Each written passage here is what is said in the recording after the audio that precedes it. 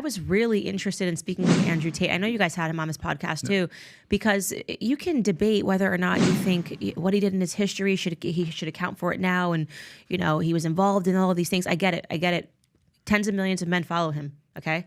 Your opinion about his past means nothing. I need to understand this, right? I am the person, I think it's really stupid and it defies logic when people say that, oh, this person has tens of millions of followers. This means that all tens of millions of the people that are following him must be racist, must be misogynist, must be human sex trafficking. I mean, you're just not even trying to think or trying to understand the cultural moment. I am way too interested to come up with an assessment like that. Tens of millions of people are not following Trump because they're racist. That's stupid, okay?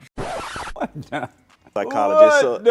Yeah, I probably struggle with psychology. Hold on. I just want to make sure that I understand this, Candace. The idea, right, that a person who has tens of millions of followers, right, or I should say millions of followers, upward of 10 million, the idea that majority of those followers could be racist because the person that they're following is pushing a racist notion, right, or racist rhetoric, or rhetoric that has racist undertones even. That the idea of that is not only crazy, but it's stupid, and people are being very narrow-minded to believe that that's even a possibility, and they're not opening up their mind to see the other thing or other things that is taking place with this individual that attracts them or makes them so attractive for all these people outside of the racist notion in itself, right? I don't think you thought this through very thoroughly, and while I do agree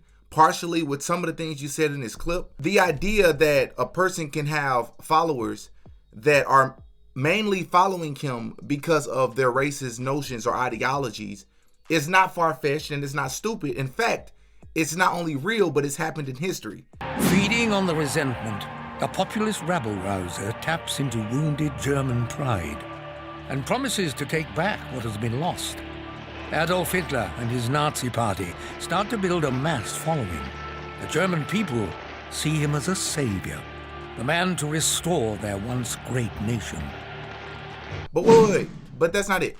Candace, it's also very disingenuous of you, right, to have this sort of logic or mindset as it pertains to Andrew Tate or as it pertains to Trump, and not keep that same energy as it pertains to Biden. Now, I'm not advocates for either side, right? I'm not falling on the right or the left. But my point is, if you're going to have that perspective, then that means you have to also keep that same logic, right? And conduct yourself on that same premise as it pertains to Biden.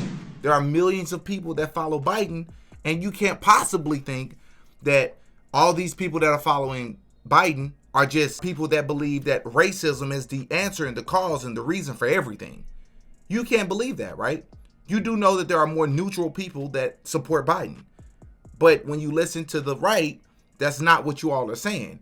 You paint the left to be crazy people, right? That are baseless and godless. Basing off the premise that you're making, most people that follow Biden, you gotta know, are not godless people, right? They just see things differently than how you see them, right?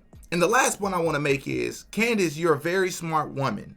I'm pretty sure you can understand that even if majority of these people are not following Trump because they are racist and they think that he's racist as well, and even if majority of the people that are following Andrew Tate are not misogynistic, you are smart enough to know that you have misogynistic people in this world, or just women who hate women, right? Let's just put it in the simplistic terms. People who hate women, or men that hate women. It can still be people, but mostly men that hate women. And you can have people that's following Trump that are really racist people, because we can all acknowledge that those types of people do exist in this world. Now, how many of them exist, we can debate that all day long. That's another topic for another day. But we can acknowledge that a lot of them will see Trump and a lot of them will see Tate and follow him just because the rhetoric that they're using closely aligns and kind of speaks to some of that hatred, right, that they have within themselves as it pertains to another group of people. We can acknowledge that even if Trump isn't a racist, let's say Trump isn't a racist, Andrew Tate is not a misogynistic person.